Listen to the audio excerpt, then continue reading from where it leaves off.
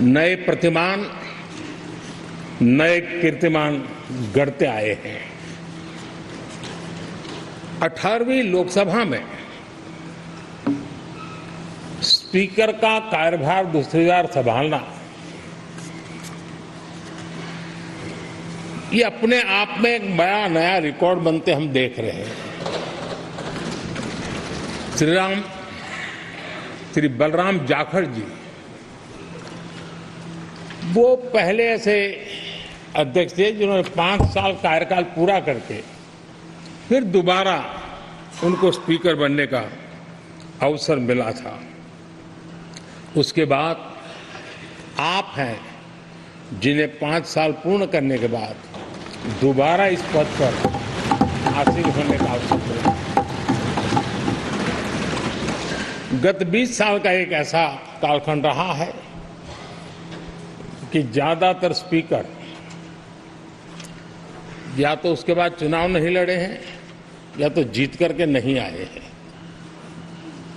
आप समझ सकते हैं कि स्पीकर का काम कितना कठिन है कि उसके लिए दोबारा जीतना मुश्किल हो जाता है, लेकिन आप जीत करके आए हैं, इसके लिए एक नया इतिहास आपने गढ़ा। आदरणीय अध्यक्ष जी, इस सदन में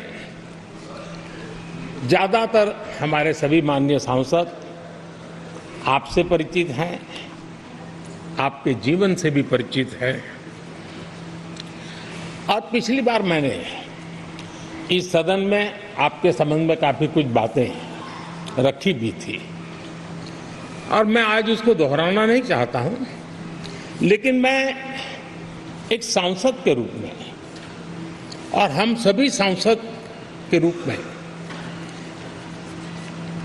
आप जिस प्रकार से एक सांसद के नाते काम करते हैं, ये भी जानने योग्य है और बहुत कुछ सीखने योग्य है। मुझे विश्वास है कि आपकी कार्यशैली एज ए सांसद भी हमारे जो फर्स्ट टाइमर सांसद हैं, हमारे युवा सांसद हैं, उनको जरूर प्रेरणा देगी।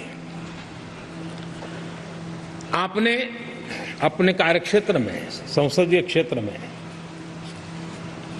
स्वस्थ मां और स्वस्थ शिशु एक कमिटमेंट के साथ जो अभियान चलाया है और सुपोषित मां, इस अभियान को आपने जिस प्रकार से अपने क्षेत्र में प्राथमिकता देकर के खुद को इन्वॉल्व करके किया है, वो वाकई प्रेरक है। आपने कोटा के ग्रामीण क्षेत्रों में हॉस्पिटल ऑन व्हील्स, ये भी एक मानव सेवा का उत्तम काम, जो राजनीतिक कामों के सिवाय करने वाले कामों में आपने चुना है, वो भी अपने आप में गांव-गांव लोगों को स्वास्थ्य सेवाएं पहुंचाने में मदद कर रहा है। आप नियमित रूप से गरीबों को कपड़े, कंबल, मौसम के अनुसार छाता की जरूरत है छाता, जूते, ऐसी अनेक सुविधाएं समाज के आखिरी तबके के जो लोग हैं उनको खोज करके पहुंचाते हैं। खेलों में प्रोत्साहन देना आपके क्षेत्र के युवकों में, ये आपने एक प्राथमिकता के रूप से काम उठाया है। आपके पिछले कार्यकाल में 17वीं लोकसभा में मैं कहता हूं कि संसदीय इतिहास का वो स्वर्णिम कालखंड रहा है। आपकी अध्यक्षता में संसद में जो ऐतिहासिक निर्णय हुए हैं, आपकी अध्यक्षता में सदन के माध्यम से जो सुधार हुए हैं, ये अपने आप में एक सदन की भी और आपकी भी विरासत है। और भविष्य में 70वीं लोकसभा के संबंध में जब विश्लेषण होंगे, उसके विषय में लिखा जाएगा, तो भारत के भविष्य को नई दिशा देने में आपकी अध्यक्षता वाली 70वीं लोकसभा की बहुत बड़ी भूमिका रही है।